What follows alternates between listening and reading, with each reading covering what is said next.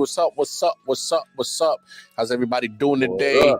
Your boy Wildcard in the building. The homie Big Nick Shine is in the building. Oh, you Wildcard Mar? I'm no playoff Nick.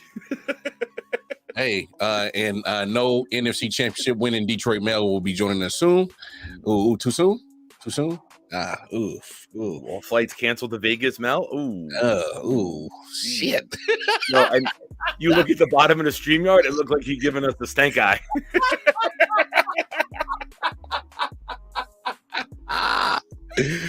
Damn. Oh man, how's everybody doing today on this wonderful Victory Monday? Hope everybody's doing well. Hey, like, share, subscribe, hit the bell notification. I.O.W Sports Network. You can catch us on Facebook, Instagram, most importantly the YouTube channel. That's where all the content is stored. Like, share, subscribe, hit that bell notification. Let us know how we doing. Hey, we enjoy the feedback and everything. How you doing today, big dog? Everything well over in your neck of the woods, man? No, not at all. But oh man, that must suck. Let's talk sports and make it better. Well, that we can always do. That we can always do. Let's talk sports. I didn't lose this weekend, so. Well, I mean, yeah, you didn't lose, but it's all good, dog. Oh, no, I'm up over a G playing blackjack online, so I didn't lose this weekend. No, I've been on a tear. I'm up like $2,000 the last week. It's not a bad thing. It's not a bad thing at all. But man, before we get into, obviously, we got some NFL talk to talk about. AFC and what happened? Oh, just not that. They just determined the Super Bowl, who's going to play in it. So, but we'll get into that. And there's some other things. But I gotta get your opinion on this, big dog. What we got? Oh, these jobs for these NFL jobs are filling up. All right. Obviously, Raheem Morris gets Atlanta, and it looked like Bill out of the blue, right? Yeah, out of the blue. I don't think anyone had him pegged as the lead candidate. Yeah, Belichick interviewed Belichick got a second interview. We figured. Boom, I thought it was a done deal. Yeah, I thought it was a done deal. So that's my question, man. After Raheem Morris gets that Atlanta job, and there's nothing really circulating about Belichick possibly being a candidate for either Washington or Seattle. What does that say about Bill Belichick and the fact that a guy that has won 6 Super Bowls as a head coach, 2 as an assistant defensive coordinator, he'll probably won't be coaching this year. I think that after Raheem Morris got that Atlanta job, I think there's a huge, huge possibility that Belichick will not be coaching next year. What does that say about him? The game has passed me by. The game has passed me by. Straight like that. Without Brady, I will cry, and my career will die. Without Tom, I miss my mom. Okay. So that's what you pretty much saying. I don't. What's he done without Tom Brady in his career? And you know me. You've known me for a couple years now. I was always giving Belichick the credit, and now I'm looking at it. I'm like, no, I can't anymore. Now the time has passed. When you have Brady running your offense and you can be the head coach and just worry about the defense and be a glorified defensive coordinator, you're Rex Ryan with a great quarterback. Ooh, right? I mean, Rex had the number 1 D in the league. Just had Mark Sanchez a quarterback. Could have won a Super Bowl or 2. Yeah, got real close. Yeah. But, I mean, you look at Belichick before Brady and after Brady, he's a losing head coach. So I don't think anyone's tripping over themselves because the people that have openings most likely do not have a good quarterback. The Chargers had Herbert. That's it. Yeah. So I think he was never going to get that. I don't think he was never going to get that Chargers job. I think the Chargers zeroed. No. I'm not saying he was a candidate. Okay. I'm just saying that was the only job opening that has a legit quarterback, franchise quarterback. Everyone else got major question marks. Nobody else has the guy that you could say, this is our guy, or we know what this guy is and what he can do. You see all the potential with Herbert.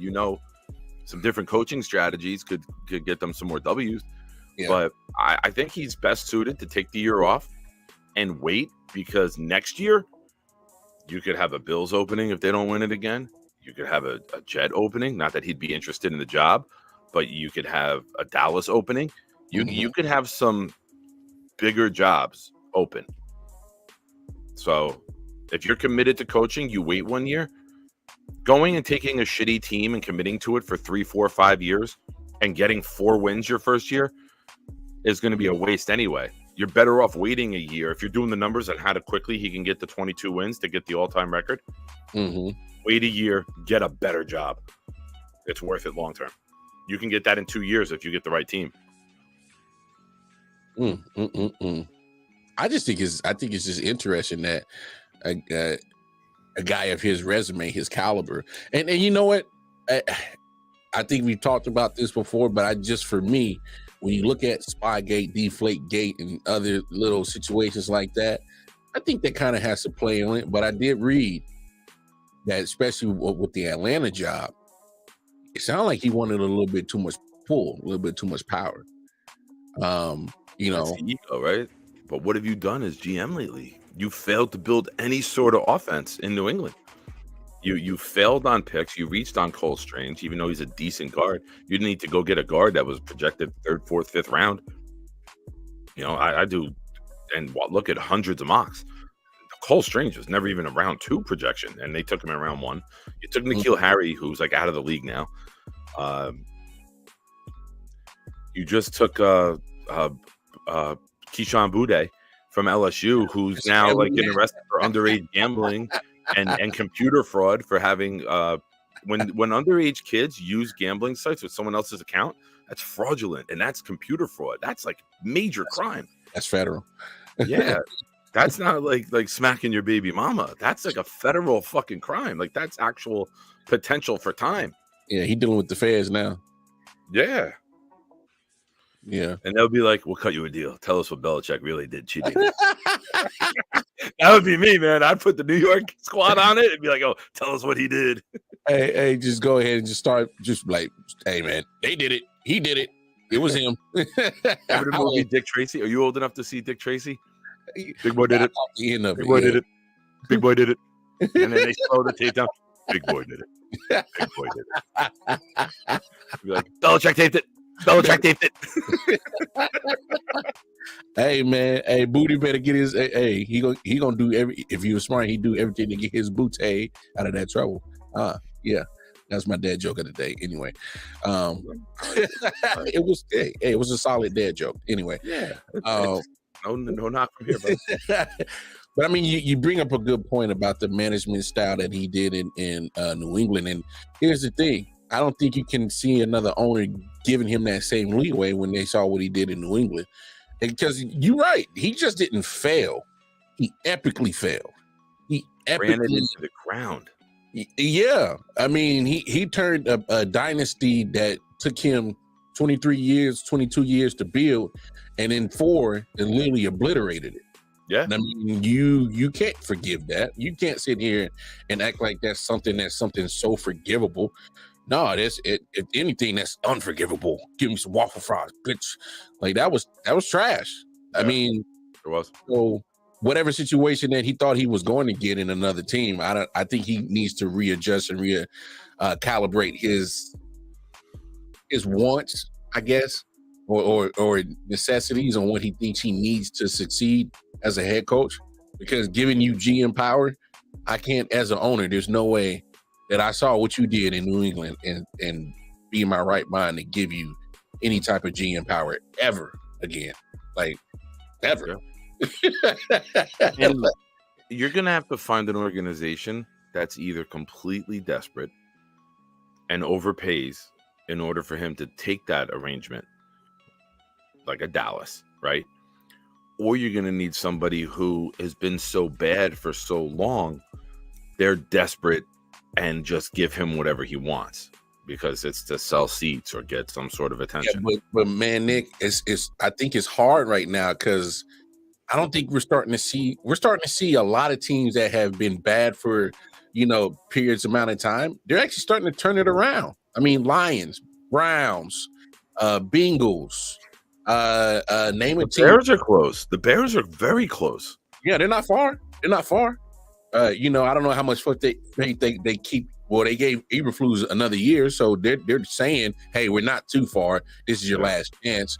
But I mean, I see Bobby Miller in the chat. I tagged Bobby and Randy on Facebook. I was like, get your ass in the chat.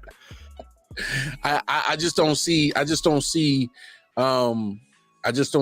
teams out there that are just clamoring to just give him that much power or that desperate. I mean, like I said, a lot of these franchises are already turned the corner. Yeah. I mean, how about you wait a year in Chicago? That's a possibility, right? Chicago could have an opening. Buffalo, Dallas, the Jets, the Giants. Maybe he waits one more year. Dable fails again, and all that bickering. The Giants job opens up. That might be his dream job. Maybe wait one more year for that. Finish where he started off, really. And made his name. No, I'm with you. I'm just at this point where I'm not surprised that Belichick is still out there, not without a job. You know what I'm saying? I love it. I know you love it as a Jets fan, but as a sports fan, especially those, they're like, oh, Belichick, look at his resume, get him. But my thing is like, why would I? I'm in no rush. Especially this though. Let me add this to it. I'm looking forward to Belichick, the possibility of the television personality, because you hear stories about him when he's not in the media that are like, all right, he did like the NFL 100. He was sitting there and talking and telling stories about players. Number one, his football knowledge might not be matched. You know what I mean? Like his love of the game and his love of the people who've made the game what it is not matched. He's like a Madden. He could sit there and, like, if he wanted to, could just talk for hours and have one of the biggest shows there is. They did the NFL 100, and he was talking about Lawrence Taylor. Have you seen this story? No, I don't think I did. All right. He's like, we're getting bid for a big game against like Washington. And we had a meeting the night before at 9:00, and Bill didn't run a full team meeting. He split it up to offense and defense. Meeting starts at 9:00. So I started 9:05. LT walks in. After the meeting, I go and I tell Parcells, like, hey, coach, I just want to let you know LT was late. He goes, yeah. He goes, well, I just want to let you know that, Lawrence Taylor was a few minutes late to the meeting. Parcells says, well, why'd you start the meeting without him? But to hear Belichick tell a story with personality, it's like, all right, man, this guy might have a little bit of something we've never seen before. It's 70-something years old, so maybe it'll be fun. Yeah, but that's the thing. That's the thing, Nick. We haven't seen him show his personality on a regular basis for him to even, process him being on an announce table being funny or even having any wit or personality, with the twit book or face tweet, whatever he calls like the social media app. Like, and I'm not saying he can't do it, because obviously we've seen other personalities that have gone on from playing football, either coaching it or playing it.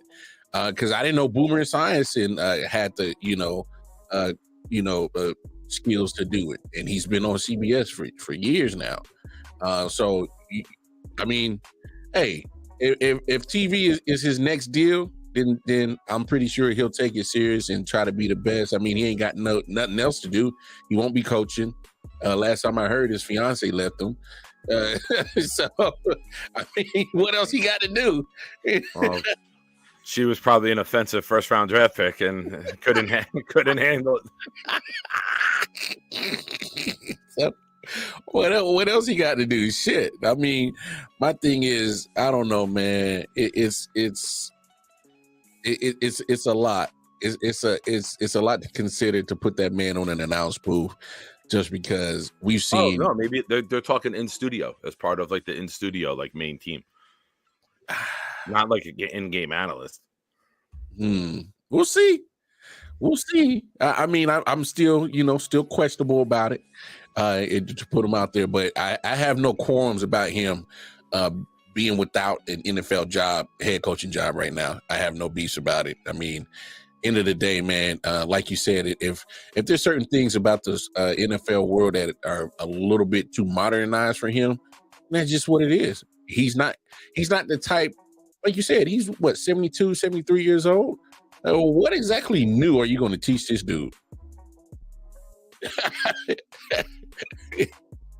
You know what I'm saying? Like, what exactly is there new that he can or change his? Were you expecting this guy to change his whole coaching style? That the same coaching style that he's coached over what 40, 50 plus years? I don't see that happening. So, unmute yourself. Is your mic plugged in? I'm sorry. I sneezed. I took it off. I do want to add this. As much as it sounded like I enjoy him or like him or looking forward to him, I just want to be very clear. Fuck Bill Belichick and all he stands for, and his son with his awful mullet, all of it. And you with your daughter's sippy cup, or whatever the fuck that was you were just drinking from. It's a cup, man. What? I know. It looked like it was like Shiva, Princess of Power type of shit.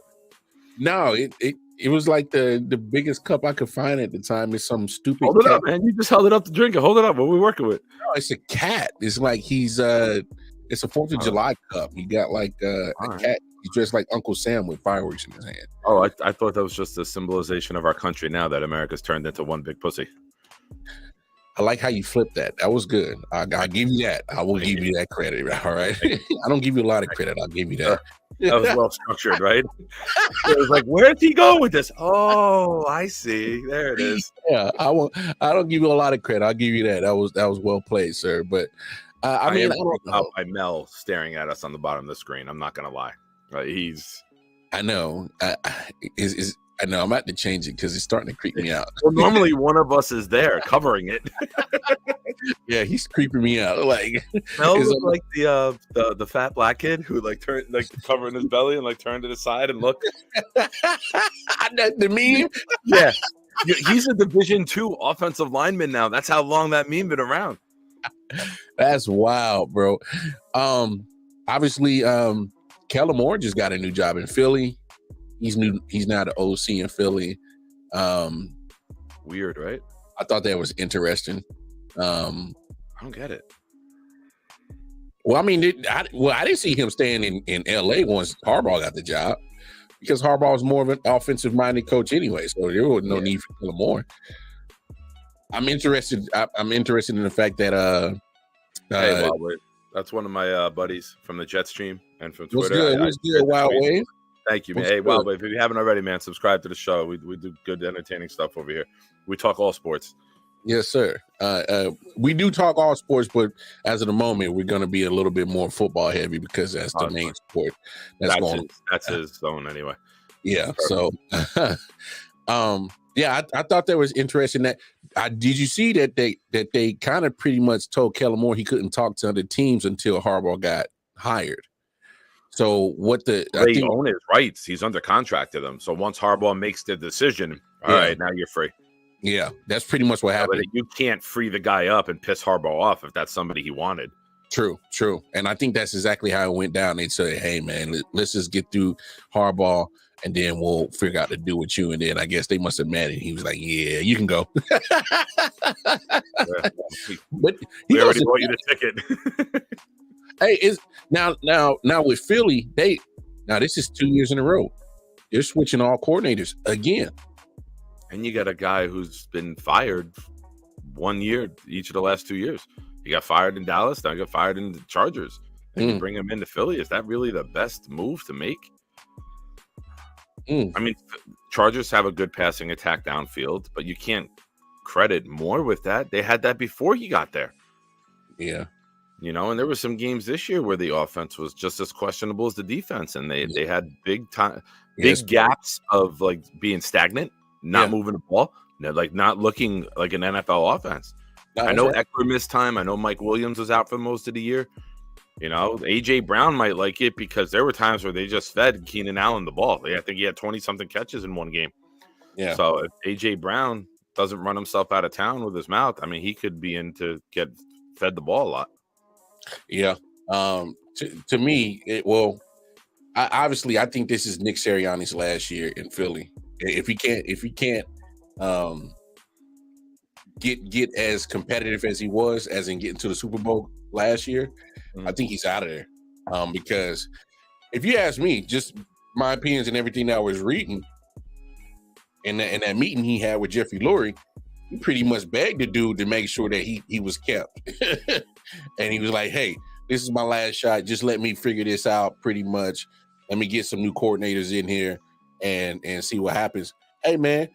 Hey, desperate times ask for desperate measures. So I guess adding Kellen Moore is desperate as hell too. Who did I see else? Ken Dorsey. Yeah, he got the the Cleveland Browns offensive coordinator job. Ken Dorsey did it. Yeah, I know he just got Stefanski the play caller though. I thought so too. Doesn't he still run that? Because I remember the playoff game. He had COVID. I think they had a playoff game and he didn't coach it, right? Mm-hmm. And it was a matter of who was going to call the offensive plays for them. He had to miss a game with COVID, and they said you cannot call the plays from home. NFL rules. You have to be on the sideline. If you're not on the sideline, or in the stadium, you can't have any say. Let me double check because I swear I just saw that just a second ago. Yeah. Ken Dorsey's offensive coordinator for the Cleveland Browns. Just got the job. Yeah. That's going to be kind of like when Bieniemy was with Reed. Reed was calling the plays like Bieniemy laminated the play sheets the first couple of years, right? Yeah. And until he learned the system, and then he started getting some calls. Yeah, but I mean, I'm actually kind of curious to see how that works, just because Ken Dorsey, the way that he got ousted out in Buffalo, I didn't know that warranted him getting another job. But hey, it is what it is. But speaking of coaches, man, we'll talk about the actual game in just a second. But me and you were talking off air, and we definitely had some strong opinions on this. Give me your thoughts on the coaching job of Dan Campbell and Kyle Shanahan in that NFC Championship. You can start with either coach. I'll just give you two answers, and you figure out who I'm referring to. One of the best in the business and one of the worst in the business. And listen, I'm not a fan of either team. And I can look at it, and I don't hate either team, so I'm not having any sort of Nick Shine bias, which I get accused of all the time of being a hater. Dan Campbell coached the worst game in a big game I've ever seen. Now, you could say the Atlanta game, they blew a bigger lead, and they did. But that was more about execution. Atlanta couldn't get first downs. They couldn't stop New England. That was just execution. This was dumb fuckery time and time again. Scores 24-10. Yeah. A 42-yard field goal in the NFL nowadays. Take the field goal. You take it, and with 5:19, I think it was, left in the third, to be up 3 scores could demoralize a team. It could invigorate your team. I said the same. It's funny that, look, for those who don't watch the product, it is actually disgusting for me to ever agree with Nick Shine. All right, it turns my stomach. It makes me want to pull my intestines out my butthole and die and bleed to death. It would make for great content too. Yeah, well, I probably wouldn't film it because I'll be too busy pulling intestines out my butthole. But to be honest, when me and Nick agree on things, this should say something, because I literally turned to my wife and I said, he's going to regret that. She's like, what you mean? I'm like, you're up 2 scores. Take the points. You're up 3 possessions. And don't get me wrong. Should Reynolds caught it? Of course he should have caught it. He should have caught it. It hit him right in the hands. He should have caught it. You know, old school rules, you touch it, you catch it. That's fine. If people want to have that argument, they can have it. But the fact of the matter is that when you're up in a game like this, you want to make sure that you keep adding points to the scoreboard to keep the gap away from them coming back. Yeah.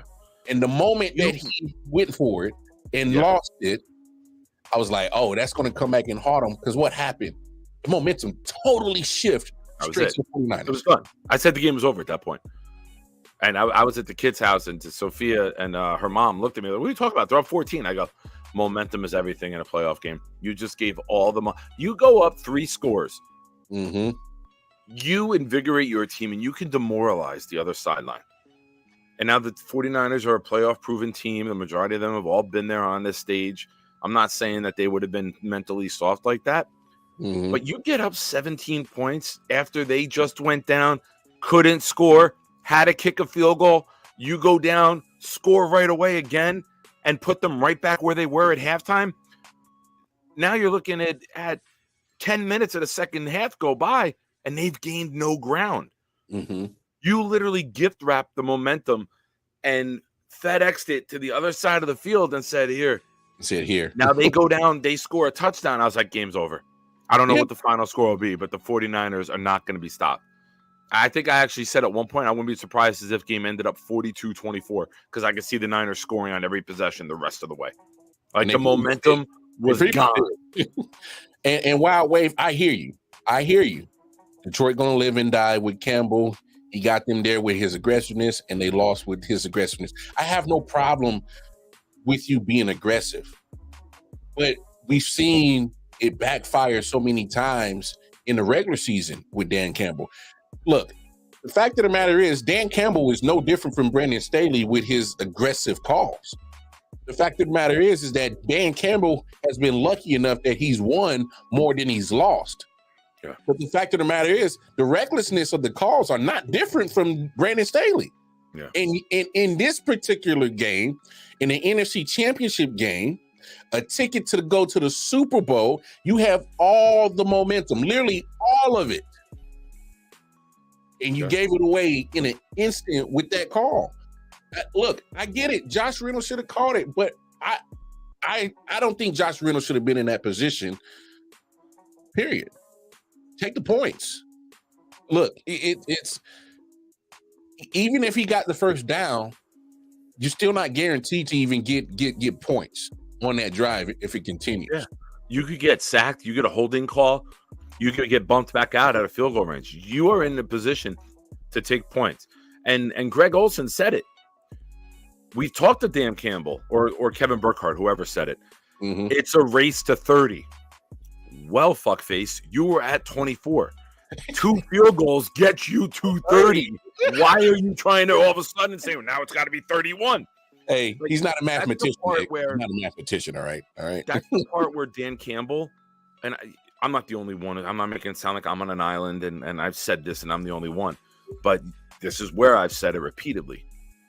Dan Campbell, being Dan Campbell, a tiger cannot change its stripes. Mm-hmm. And you knew that there would become a time where Dan Campbell, being reckless and not putting points on the board, we're going to end this team's season. And we saw it. And sadly for Lions fans, who as a Jet fan, I can relate to, they've been made. I can't imagine. Wildwave saw this tweet. I could not imagine Jets Twitter if we had a game that our head coach did that in the AFC Championship. There would be a public execution at Newark Airport when they got back. Answer me this. You're in the AFC Championship game. Robert Salah makes that choice. You calling for his job the next day? We're not that night. There will be thousands of Jets fans. There will not be enough police or security to stop us from tipping the fucking plane over at the airport. We'll let the players off, and I'll go on. I'll lead the charge. No, you can't get off, man. You're going. Take your family, and you're never showing your face here again. Get out of the state. Okay. Go into witness protection. If we had a coach did that, after we haven't been there in 40 years, that it would be, you would not be able to show your face ever again in New York, New Jersey, probably North America, because we'll find you. Well, I mean, me personally, the first thing I said after that game ended, I was like, if I'm a Lions fan, I'm asking for that guy's job. Look, don't tell me he got us there. He prevented you from going to where you should have been. Yeah. Again, we're going to talk about it like with Baltimore. Who gives a shit what you do in October, November? Mm-hmm. This is where legends are made and idiots reveal themselves. And sometimes the moment is too big for you. And you are not made to compose yourself and make the right decisions on that stage. Why run it back? I just thought that was the most idiotic choice ever. To take points off the board. Not only do it once, but you did it twice. And we didn't even get to the biggest fuck up, in my opinion, yet. Those are massive. Go ahead. Talk about it. How the fuck do you run it at the 2-yard line when you saved all 3 of your timeouts so you could kick it off, stop them, and get the ball back? And you run it from the 2, burning your first timeout, which basically said we're not going to get the ball back and the game's over.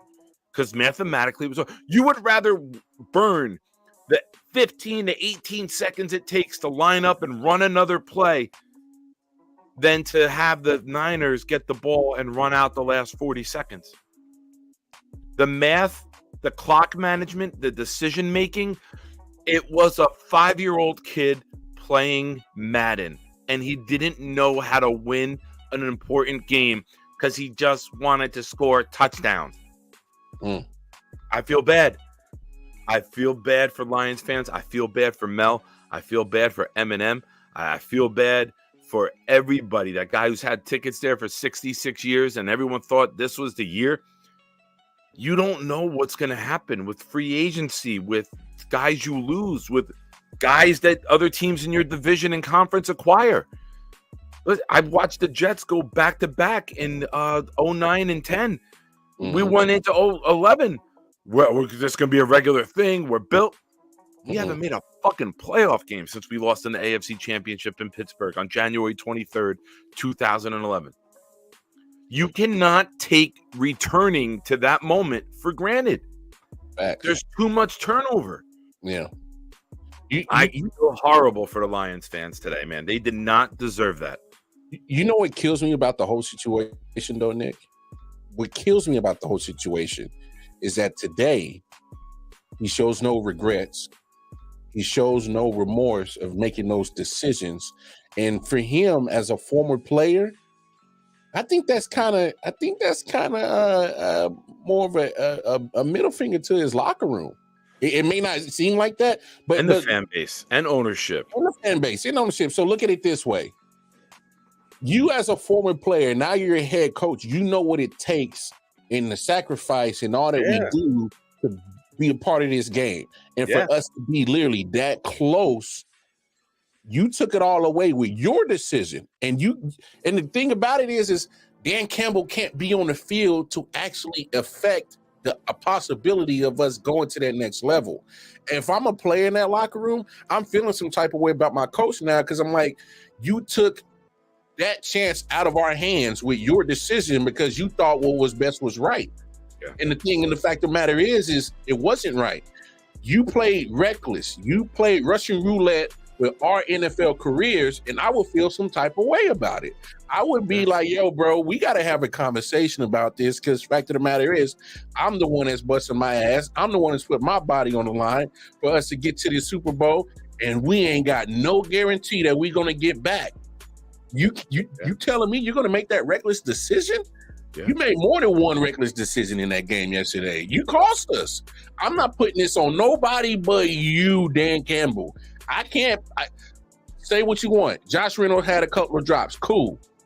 Couple of misreads. Couple of guys, the fumble. I get it.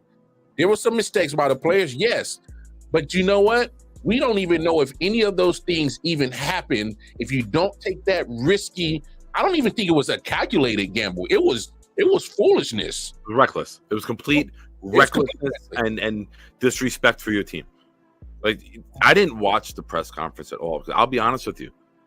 I was so heartbroken about it. I didn't even want to watch the fucking moron speak. And to see the clips and then people writing today and post about it, it's almost like hearing a guy who was drinking and driving and killed a family and was like, well, I wasn't that drunk. I mean, I would do it again in the same situation. Bro, you just annihilated. Yeah, he's trying to make excuses for his behavior. You are so reckless and had no wherewithal, no sense of the moment, no sense of how big this was. I do it again. That's dumb as hell. Yeah, I'm not a fan of that. That scares me more than anything because that shows, A, you're not smart enough to learn from your mistakes. One of the biggest things about being a man is admitting when you're wrong, making adjustments, and not doing the same shit again. Yeah, that shows personal growth. To stand there and pump your chest out and say, I would do it again, well, that tells me as ownership, I can't have you running my team if you are going to be that reckless with possibly, I can't say the best, the hottest general manager in football in terms of what he's drafted the last 3 years, you can't find a better drafter. Is it Holmes? Yeah, Brad Holmes, yeah. You can't find a hotter GM who's drafted better the last 3 years than him. You can put the guys he's picked up against anybody. He's number one. I would say Brad Holmes, Joe Douglas, pretty much top the GM list for me. Brett Veach is not too far behind. But it's a nominee to Douglas drafted Will McDonald this past year, who barely played. Then he had Becton, he had Zach Wilson. Elijah Vera Tucker has been injured. He had the one great class, but Holmes has done it 3 straight years with 3 superstars. Like very good above average players. Holmes, Douglas, as much as I love him, he had one great class. The rest has been like, all right, what's it gonna be? Can this guy stay healthy? The quarterback missed. I'm also including like transactions, not just draft. Okay. So when you look at who you acquire, trade, free agencies, draft, I'm talking overall GM job. I would definitely put Brad Holmes, Joe Douglas near the top for sure. Obviously, John Lynch has done a great job in San Francisco. Yeah. Can never knock what he's done building that roster. Look at the talent that he's brought in with Jameson Williams, McNeil, Laporta, Branch, Gibbs, and that was brought in Montgomery. And bringing in Laporta was after he drafted the tight end Hawkinson, who was doing good, and he moved off on his rookie deal and brought in Laporta. So you bring up a great point. They drafted Jack Campbell. They drafted Hutchinson. Like, they're not missing in the first 3 rounds. Everybody is a major contributor. Yeah. But it is the era of free agency. Mm-hmm. It is the era of guys want the biggest dollar amount. It's very, very hard to repeat, which makes it so crazy with what the Patriots did for so many years and what the Chiefs are now doing now. You don't know. Look how talented the Cowboys have been. They can't even get to a championship game. Yeah. So you cannot take these moments for granted, man. And it hurt. I feel like my team lost a game with how bad it was. Yeah, I'm with you. Now let's flip it on the other side. I give Kyle Shanahan some credit because he was getting out coached severely in that first half, and he took advantage of the recklessness of Dan Campbell. Finally got Debo involved, got I.O.W involved, and unleashed Christian McCaffrey in that second half. So I give Kyle Shanahan some credit, but I'll say this. And hear me now. Now that Kyle Shanahan is in the Super Bowl again, I think he needs to win it. Because look at it this way. He's been in the NFC Championship game numerous times between now and 2019. So at least, what 4 or 5 NFC Championship appearances. Now this is about to be his second Super Bowl appearance. I think he has to win it. Because we've seen Andy Reid in Philly have numerous NFC Championship appearances, had the one Super Bowl appearance, and that wasn't good enough to keep him around. So I'm not saying you get rid of Kyle Shanahan. That's not what I'm saying, y'all. I'm just saying at some point you'd be like, yo, bro, like John Lynch has been doing his damn job to give you a one hell of a roster. You got to eventually break through and win this damn thing. So I think the pressure's on Kyle Shanahan to win this joint in a couple of weeks. But he did a good job of he did a great job of getting his team not to unravel, because a lot of teams could have easily unraveled in that situation, being down 24-10 halfway through the third quarter and freak the hell out. A lot of teams could have definitely just lost all this shit. Yeah. Let's talk about the coaching. Yeah, go ahead. I will say this. The 49ers at times are one of the most beautiful things in football to watch when their offense is clicking. Mm-hmm. It's always guys wide open. It's always catch and yards after catch. It is such a beautiful design that Shanahan does to that offense. There are moments where blocks get missed. They run some good routes, but they run some routes that take time to develop. And if you can rush the passer and prevent those, you're in a good situation. But eventually that line's going to hold up, and they're going to run these routes, and guys like Debo or I.O.W. or even McCaffrey out there, Kittle, are going to get open, and it's going to take a 7-yard pass into a 27-yard pass, and they're going to flip the field in one play. Mm-hmm. So kudos to them. This team is too good not to be in the Super Bowl. You know, they had that 3-game losing streak, and Debo missed 2 3/4 of those games. And I said that Debo is the catalyst for that team. And you heard it yesterday. They said that there are plays in their playbook that they cannot run without Debo on the field. Mm-hmm. He is the most valuable player to that team because they can't be the team they want to be without him. Yeah. So it's going to be a fun game to watch going ahead. But go ahead. I know we got plenty of time to discuss that matchup. But yeah. I know we shit on Campbell, but we got to give credit to where credit's due. You're down 24-7 at home, and you find a way to come back, turn it on, and outcoach and outclass the other team. You deserve credit. It's just not one team shitting the bed. You got to put the pressure on them to make them shit the bed. And the 49ers played championship football in that second half. They were impressive. No doubt. Let's talk about the coaching job of the AFC championship game. And I'll say this real quick, and then I'll let you get your spill off. Let me say this to you before you go. Yeah, go ahead. Congratulations. You know I don't like the sideshow shit that you guys have going on. I don't like that shit. I know. I questioned you guys all year. I didn't think offensively you had it. Kudos to you guys. Kudos to Steve Spagnuolo, who could be a Hall of Fame coordinator, something we haven't really seen.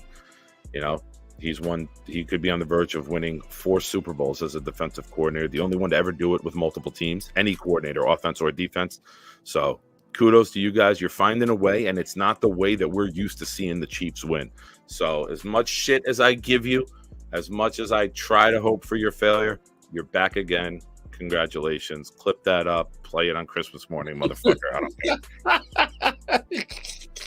Kids, gather around. Uncle Nick's got a message. Hey, man, I'm a definitely play that at your funeral just to let everybody know that, yes, Nick Shine has always, he's at least said one nice thing to me. Just so you know, like, none of your kind are welcome at my wedding. And by that, I mean Southern people. There'll be a lot of black people there, but they're not Southern. It's all New Jersey black people. I set you up on that one. I was waiting. Oh, man. My thing is the fact of the matter is that Andy Reid, I give him his credit for what he did in the first half of that game. I was a little questionable about what he was doing in the second half. It's almost as if he didn't want to win the game in the second half. I was kind of questioning the offense, the game plan in the second half. I don't know what happened. Neither here nor there. I give 90% of the credit to Spags. Steve's fantastic job as a coordinator. I mean, he dialed up the blitzes at the right time.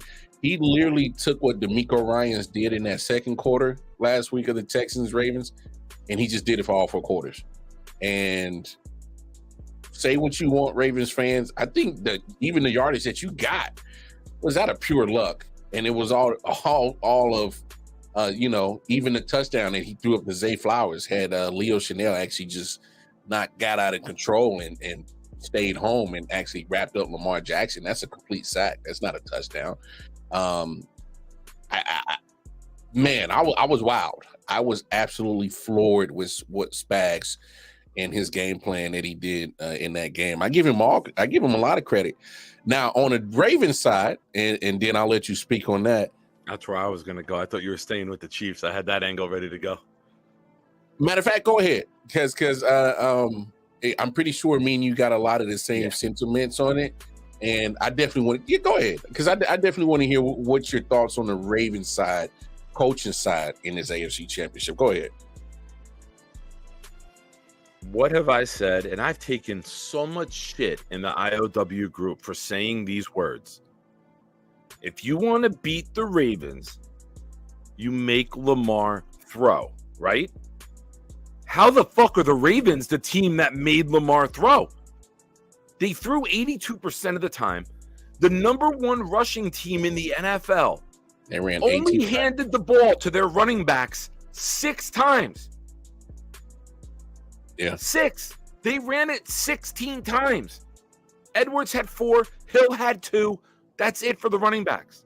I was shocked. Flowers had 2. Lamar had 8. All we've heard about Monken all year long.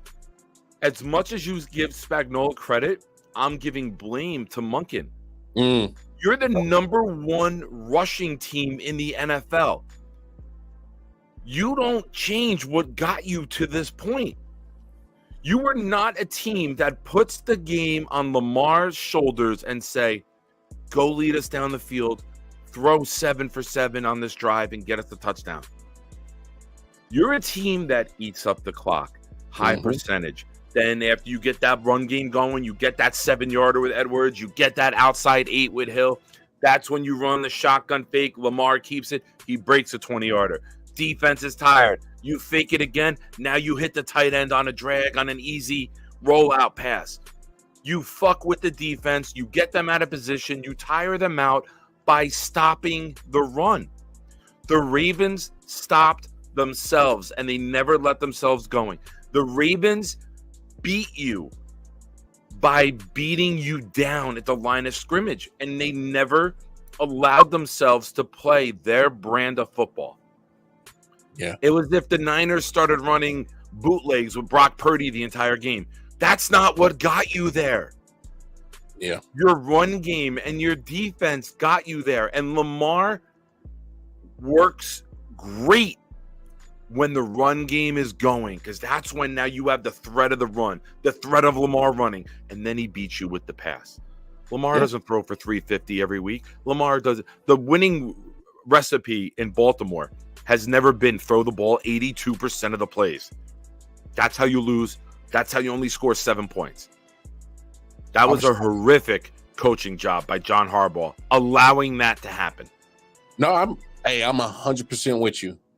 And that's why I'm glad I let you go first, because we did have the same take. Because fact of the matter is, as much as I'm happy my team won, I'm over here looking like, damn. Yeah. Baltimore really gave us. You got to look at it and be like, okay, as a fan, you're grateful right now. Oh yeah, but as a person who talks this shit, you have to be like, as a football fan, what did you do?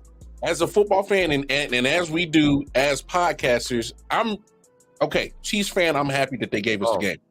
Put that latest comment up. Put that latest comment up. This is the first time. Hold up. I need a. You gonna screenshot it? I'm taking a picture of this, bro. Hey, no, look. That's gonna be my new Facebook profile picture. Look, I'm just saying this, man. Obviously, you know, as content creators and podcasters, we got to be very objective. And the objective side of me, I'm looking at Harbaugh, and like you said, how do you let Todd Monken continue with that game plan? At some point, you, as John Harbaugh, has to go up to him and says, the thing about it is, Nick, when you look at that matchup, Harbaugh is the only thing of Baltimore that has been in that position of the AFC Championship game. So if anybody that should know that you got to make adjustments, it should have been him. And for the fact that he didn't do that is what scares me. And Todd Monken has done a phenomenal job all year. He failed epically yesterday because, like you said, they ran the ball 16 times. They were averaging 5.1 yard carry. That's when you average 5.1 yard a carry, that's astronomical. That means you are basically unstoppable every time you run the ball. That's what that means. For those who don't understand that the YPC, the yard per carry, when you are averaging 5 yards a carry, you are literally, you can do whatever the hell you want on that football field. The thing about it is, Nick, the score is 17-10 is the final score. The Ravens were never out of that game. I don't know how you abandon your bread and butter that got you there. I don't know how you do it. The fact of the matter is that, look, there's some times where experience pays off, and this is when the experience of the Chiefs being there in that moment numerous times paid off. And this is an example of it.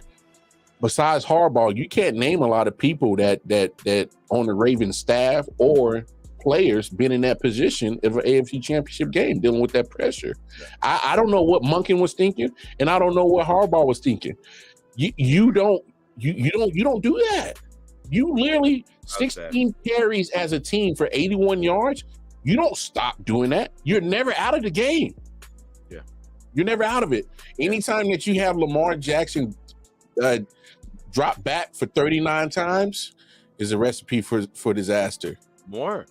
He dropped back 37. He attempted 37 passes. He was sacked 4 times, and then he had a couple scrambles. Yeah.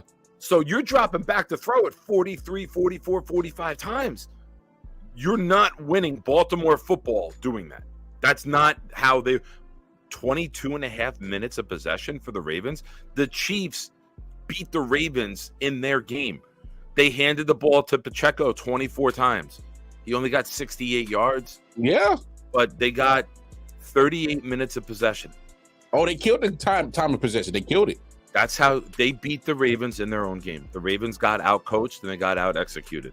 And that is a shock that Harbaugh, who's not new, it's not like he's Jim Harbaugh and he's back in the NFL and he forgot how to coach because he hasn't been on this level. John Harbaugh's got that team in the playoffs almost every single season. That was amazing to see. The Chiefs literally did to the Ravens, like you said, they did to the Ravens what the Ravens did to people all year. They make them people turn the ball over and they kill the time of possession. There's 3 turnovers to 0. It's 37 and a half minutes to 22 and a half minutes.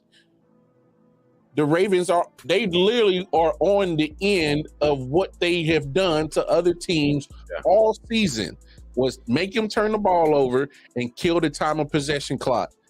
And you know the biggest difference in the game, aside from the play calling, was the tight end position. Kelsey doing what Kelsey did. Yeah, they couldn't stop Andrews not being, and Andrews and likely having like no contributions to the game, because the Ravens are a run game tight end offense. Yeah, they're very similar to you guys. They don't have the elite receiver. You know, Rice and Flowers are kind of similar this year, but they are a run game. Tight end, sneak out, miss a block, hit the tight end, and go. Like watching Lamar drop back, trying to throw bombs to Aguilar, bombs to Beckham. That's not Raven football. No. Raven football is we're going to run, we're going to play action, we're going to roll Lamar out. Safety is going to bite on the run, and we're going to get a receiver behind him wide open. That's how they score. No, Anthony, Lamar is better than Dak because Lamar's made it to conference championships. Dak hasn't. Yeah. The only championships Dak has ever seen are the high school football ones played at Dallas Stadium. Yeah, we're not doing that. AP I can't rock with that. Dak is nowhere close on the same level as Lamar Jackson. I was just baffled that Todd Monken actually floored by what I watched yesterday. No, I am too. I'm disappointed because I wanted your shit show to end. I wanted that. I've wanted that over since October when it started, when I was at the game and then that girl showed up there. I wanted no part of this, and I feel like my hatred is fueling this.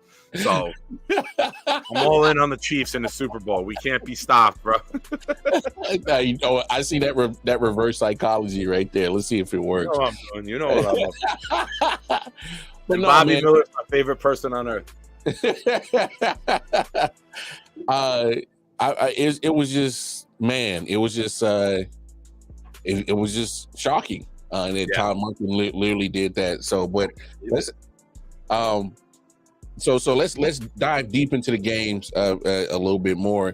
I mean, it was almost a situation where it was like deja vu, where we've literally seen, just plays after plays, like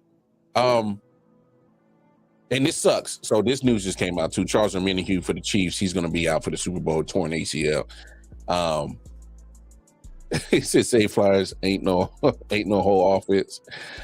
No, he's not. No, but Rasheed Rice is in an offense, and that's the problem. Your offense wasn't doing what it normally does. Your offense is Edwards, Hill catching swing passes, Lamar rolling out, dumping off to Likely and Andrews, who would be wide open. Yeah. No, that's the worst thing. You know the Ravens aren't going to win when the Ravens are feeding their wide receivers or trying to drive the ball downfield in straight shotgun sets. That's not their MO. Bobby was talking with AP because that's what he was saying. I missed that. I'm sorry. Yeah, he was replying to AP. But I mean, man, so what were some of the biggest takeaways that you got from the performances? So let me ask you this. What you got? Let's have this conversation now. Okay. Do you still?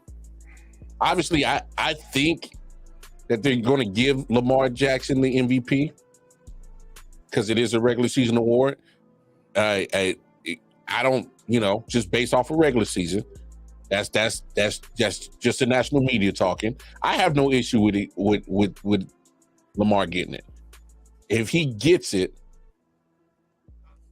would you totally disagree with it, or would you say Dak or Purdy or CMC or Hill or somebody else would be warranted of winning that MVP award? I think I'm not taking a cop out here. This is my honest how I feel. And you and I have had enough discussions over all sports where I'm not bullshitting when I say this. I don't really give a fuck about it. Like, I don't care about all-star games or Pro Bowls. You know what I mean? Like, I don't care about that insignificant shit. The real shit matters is who can win come January. You want to have an MVP award but never make it to a Super Bowl? All right. Like, I always said this. You should have 2 awards every year. Regular season and outstanding player and the most valuable player. Lamar may have very well been the most outstanding player this year with rushing and all of that added in. The most valuable player this year was McCaffrey, in my opinion. Okay. That's my opinion. Now, I'm not shitting on Lamar. When you look at previous seasons of quarterback statistics and quarterback seasons, you're looking at one of the down years in the last 10, 15, since the offensive explosion of about 2007, I think, when after the Giants-Patriots Super Bowl, you started seeing more rules. After the Ty Law years, you started seeing more rules going towards the offense. You're looking at one of the worst statistical seasons for an MVP. Passing touchdowns are down. We had years where guys were throwing for 5,000 yards, getting 45, 50 touchdowns. Now we got guys at 32, 33. Scoring's down. Offensive efficiency is down. Mm-hmm. So for this season, Lamar is not one of the best MVPs of all time. He probably will win the award. That award came down to him and Purdy in that head-to-head game, and Lamar won. Yeah. Purdy had a bad game, threw several interceptions against the Ravens defense. Yeah, Purdy. So Lamar's probably going to win the award, but I don't care about MVP. I don't care about who's an all-star starter in the NBA. I don't care about who plays in insignificant games. I don't care about who's playing fucking dodgeball at the NFL Pro Bowl. Like, how can you be labeled a Pro Bowl starter when there's no fucking game starting? You know what I mean? Like, all of this insignificant shit. You want to win a Super Bowl. Mahomes would gladly finish last and not have one MVP vote for the rest of his career to stack rings and pass Brady. That's what it's about, man. It's about winning. Oh yeah.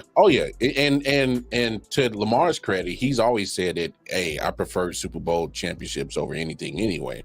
He could care less about the MVPs. Bring that newest comment up.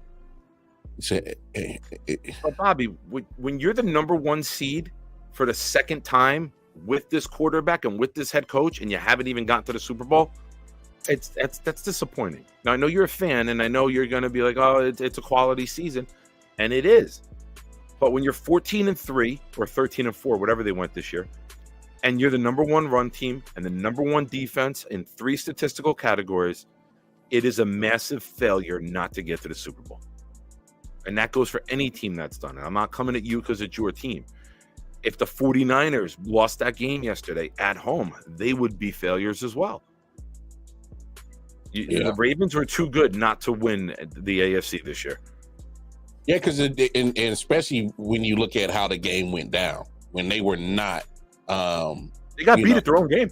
Yeah, they did. Because like you said, even the numbers for Pacheco, they weren't great, but they stayed resilient to the plan, which was, keep the defense honest. But I'm sorry, Bobby. I'm so used to me and you going at it. I'm not even paying attention to AP's comments. I'm figuring this is me and you, like up in the chat. Hey, first of all, you also got to remember, AP is a Commanders fan that is like he's in his glory that the rival neighborhood team lost. Oh yeah, so he's like loving the fact that the Ravens choked it because he don't want the Ravens. He's doing this right now. Just throw grenade after grenade. Throw on the pin and just fucking throw a grenade. Hey, because come on. AP's in his glory that he's got a Baltimore fan here to talk shit to. Hey, look at it this way. Commanders ain't worth the damn. The Wizards ain't worth the damn. The Orioles choked it in the playoffs. So it's like anything, It's like Christmas in Baltimore to me. Like the 4th of July. Are those gunshots or fireworks? We don't know. For real. No, for real. But to me, so let me ask you this. I don't think yesterday's game doesn't change my mind how I feel about him, about Brock Purdy. Did that game change any perspective that you had about Brock Purdy?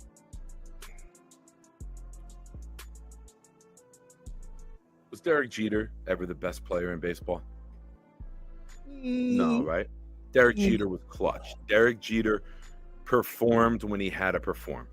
And you saw Purdy have a really bad first half, but you saw a guy that was clutch. And that second half performance, being down 24-7 and coming back and scoring 27 points in the second half against a team that was cooking it. You saw a guy that's clutch. You don't have to be Peyton Manning. You don't have to be Patrick Mahomes. You see Patrick Mahomes this year is not the Mahomes that we're used to. He's playing within the team. Now, we don't need you throwing the ball 45 times a game when we have a defense and we have a good run game. We need you to be efficient and we need you to make the throws on third down. And they did that. So I don't know why people try to throw the term game manager out there like it's an insult. I never game manager means we have such a good team, we don't have to rely on our quarterback to have his best game to win. We don't have to put unnecessary throws out there. We don't have to put an unnecessary game plan out there because we need to score 40 to win. You could say Patrick Mahomes has been a game manager this year because they're not scoring 30 points week in and week out like they used to. They're playing to their defense. They're handing it off more to Pacheco. They're not trying to light up the scoreboard. They're playing to their team, and they finally have a defense. Purdy just scored twice the amount of points as Patrick Mahomes scored yesterday. Are we calling Mahomes a game manager? So why are we throwing that term out there like it's an insult at Purdy? Guy led the league or second in the league in touchdowns or tied with Dak for touchdowns. How are you a game manager? Mark Sanchez was a game manager. Ben Roethlisberger, early in his career, was a game manager. We're going to run the ball. We're going to play defense. We're going to ask you to make one drive late if we have to. That's a game manager. Purdy's throwing the ball entirely too much to be a game manager. Tom Brady made a career out of being a game manager. He did.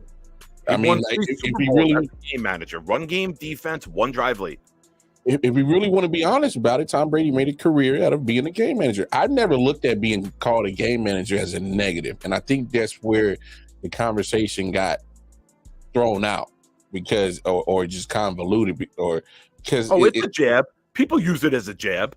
They try to step down on him and say, "Oh, he's just a game manager." Yeah, but one of the highest scoring offenses in football. How are you a game manager with that? But we also got to consider who's delivering that game manager tag. Who's delivering it? Like, we got to also consider the messenger. Now, when it comes to what we do and what we do on every Monday and Thursday, I've never once heard, whether me, you, or Mel, consider game manager a negative tag. Because fact of the matter is, being a game manager means that you're willing to play inside the confines of your team, not make the mistakes, and not put you in a position to lose the game. So that's always been a thing for me. So, but just for me, take this. Any NFL team, any Sunday would sign up for these stats: 20 of 31, 66%, which is about on par for the league right now. 267 yards, 13.4 average. The average in the NFL is below 10. So he's above average. Only 2 sacks. So he showed enough scramble ability yesterday to get away. He ran for over 40 yards. If we're praising Lamar for running, Purdy had over 300 yards of total offense yesterday. You might not think he's flashy, but there's substance. And there's a reason that they took him over Trey Lance. There's a reason that they took him over Sam Darnold. Both number 3 overall picks. They took Mr. Irrelevant over because he has the it factor. And that's more important sometimes than anything else. Like I said, going back to the original answer, Derek Jeter. Derek Jeter did so many things right that he did nothing bad. Purdy's not the fastest guy in the league, but he ran for over 40 yards in the championship game. Purdy's not the biggest arm, but he threw for 267. Purdy's not the most electric guy, but they put up fucking 27 points in the second half. Okay, so here's where I'm indifferent with this thing is because I have no issue with what Purdy did, and I love the fact that when it came, he produced. My only knock that I have always had about Brock Purdy is that he's been given literally the keys to the Lamborghini, and if the Lamborghini didn't get the oil change, he doesn't know how to drive it. Or so, for instance, you take Debo out of that equation, we saw a different Brock Purdy. Are we forgetting you got Christian McCaffrey, you got George Kittle, I.O.W, who had a monster year, left tackle at Trent Williams, you forget you got all that, but remove Debo and all of a sudden Purdy is that much of a different quarterback. So that's my issue that I've always had with Brock Purdy is he's been given George Kittle, which is what, a top 2 tight end, in your opinion? Top 5. Let's go top 5. All right, top 5 tight end in George Kittle. He's been given the top left tackle in Trent Williams. He's been given the top running back in Christian McCaffrey. He has one of the best complementary wide receivers in Brandon I.O.W that had 1,300 probably all-purpose yards this year. He has Deebo Samuel, which is a top 15 wide receiver. I'll just go top 15 just for the sake of conversation. So when you have all these elements and you just take one away and you forget all of a sudden you don't know how to play football again? He's the catalyst, though. I said earlier, he's the catalyst for that team. They even said yesterday that Shanahan has said there are plays in the playbook they cannot run without Debo. And I understand that, Nick, but you are literally still got the best running back, a top 5 tight end, the top left tackle, and one of the best complementary wide receivers. And that 3-game losing streak, it did. Whoa! Like even last week against Green Bay. Debo goes out, and then all of a sudden the offense disappears. You know what I'm saying? It's like when I see stuff like that, that's what gives me that pause of concern on Brock Purdy to say, "Hey, man, all right, you got it, dog. You nice like that." And because you can't keep missing just one guy out of so much that is given to you. And I didn't even throw in the fact that he still has one of the better defenses in the league on the other side of the ball. So it's like when I see a guy that literally has pretty much an all-Madden team and he gets to play for, and one guy gets removed and all of a sudden he forgets how to play quarterback, to me that's astonishing. That says a lot. So that's just kind of always been my knock on Brock Purdy. I'm not saying he's trash because that's not what I don't think he's trash. He is an ultimate upgrade from Jimmy G. Ultimate upgrade for Jimmy G. But Jimmy G also won in that same system too. You know, if Jimmy G stays healthy, do we even hear about Brock Purdy? I mean, because to me, I think that's a legit question. If Jimmy G stays healthy, I don't even think we hear about Brock Purdy. Because Jimmy G makes that throw in the Super Bowl we might not hear about Brock Purdy or a Trey Lance. Yeah. So, I mean, it's a lot of shoulda, coulda, wouldas, but I mean, it's a lot, man. So these two in the comments are crazy. I feel like you and I should go in the chat, and these two should come on screen. Yeah.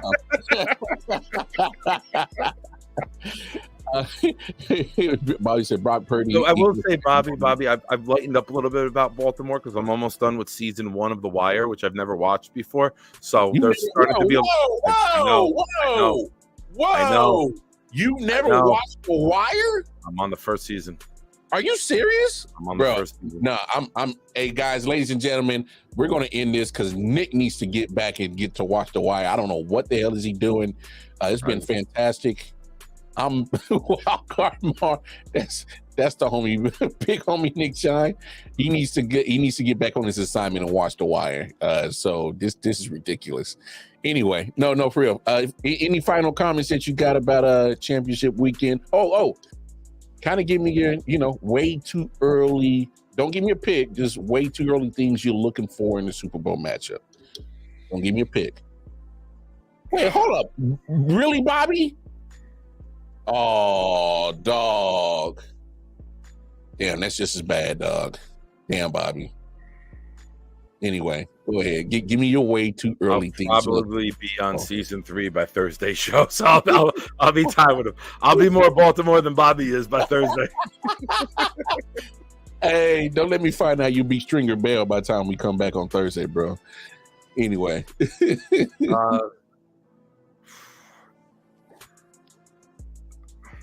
I really, really want McCaffrey to get one. I'm not gonna lie. Like, I'm pulling for the Niners. Like, we've seen Kansas City do it. I'm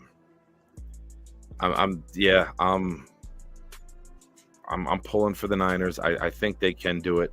I think this is going to be a lower scoring game than people expect. Like yesterday was 17-10 in the AFC Championship. Last time they played in the Super Bowl, I think it was 38-34, right? Or was that the Philly score? Nah, 30-21. 30-21. Okay. I'm pulling for the Niners. I don't have. I've when I was a kid with Joe Montana, I loved the Niners as like the team that like you were just in awe of, and I think it would be cool to watch them get one after so many years of not having one. It's nothing against you guys, but you've won a couple. Like I think it would be cool. It's always cool to see the new kid on the block come up and win one. They got the new kid on the block. They got 5 Super Bowls in their front office. What are you talking about? Yeah, but none of these kids were alive. I was a kid when they last did it. They last did it in 95. So, I don't know. That's just me. Yeah. It's the Patriot thing. It's when you see a team constantly get there and constantly win, you're looking for new blood. And I know they have a great history in the 80s and 90s, but that's before your ass was even born. You were in diapers probably when they won one in 95. What are you talking about? I was 10 years old. I don't know when you got potty trained. That's why I don't know. I don't know how it operates in the South. I don't know. I hate you. I don't even know if you guys have working plumbing down there below the Mason-Dixon. I'm not aware of these ongoings. Jesus Christ. No, here's one thing that I'm looking forward to in the way too early matchup of the Super Bowl. I'm curious to see Brock Purdy versus Spags.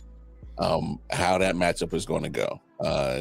What will Spags draw up to take down Brock Purdy? Because you got to figure out how to stop the quarterback.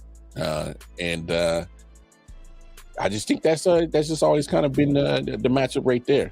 And same thing with Steve Wilkes. What can he do to draw up to get at Patrick Mahomes? So I'm looking at the defensive coordinators. That's just kind of one thing I'm excited to see. But hey, I'll say this: surprise potential MVP player, like somebody that you're not expecting, right? Not McCaffrey or Mahomes or Kelsey. Look out for Chase Young. Really? Because they're going to double Bosa. They're going to chip Bosa. And the Kansas City, as you know, has trouble at the tackles. So maybe Chase Young that you traded for is the difference maker. Like somebody unexpected. Like Jennings on offense, Chase Young on defense.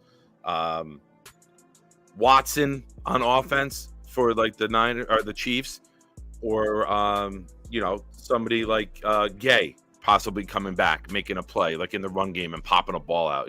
Maybe not the MVP, but somebody who makes that game-changing play. Yeah. What's going on, Niner Gang? Hey, thanks for joining. Hey, man, make sure to like, share, subscribe to the YouTube channel as we preview the Super Bowl for the next couple of weeks. So, yeah, man, I think it's going to be a fantastic Super Bowl. We're getting a rematch of Super Bowl 54. It's going to be fantastic. It's going to be fantastic. In 54 years since the Jets. Hey, you guys. 55. I'm sorry, 55. Well, time flies. I'm saying you guys will get one in some time of your lifetime. I'm pretty sure. Wait, you weren't alive for Super Bowl 3? Nope. Oh, yeah. Oh, I thought you were. Never mind. Anyway. 7 years. I'm not that old. 69 is 8 years. I was born in 78. I think Namath was a ram when I was born. But no, man. Hey, make sure everybody, please, go on over to the Facebook page, Instagram page. We kicked off COVID in the last matchup. Hey, so what are we going to kick off this year? COVID 20. It's another election year. Here it comes. We need mail-in ballots. Shit. Yep. Yeah, blame you motherfuckers, guys. Oh, Lord. So blame the 49ers and the Chiefs. All right, cool. Yeah, we kicked off COVID, so we're going to kick off COVIDism, which is like a form of botulism in COVID. I don't know. Yeah. He said World War III. That's good. That was my prediction all year, Niner. Lord. That, the Jets were like last summer. I was saying when we got Aaron Rodgers, like the way the Jets fan luck is, we're gonna be like 11-0, and like there's gonna be another like COVID, another shutdown. World War III is gonna start. America's gonna get nuked. Like it's gonna be something crazy that derails the Jets season. I didn't think it was just gonna be 4 plays in on an Achilles, but well, you didn't know that. I would have rather a world war. I was about to say you didn't know you're gonna nuke yourselves. It happened. I would have took a world war over Rodgers' Achilles. But hey, man, we appreciate y'all tuning in, tapping in. Like I said, make sure you like, share, subscribe to the YouTube channel, I.O.W Sports Network.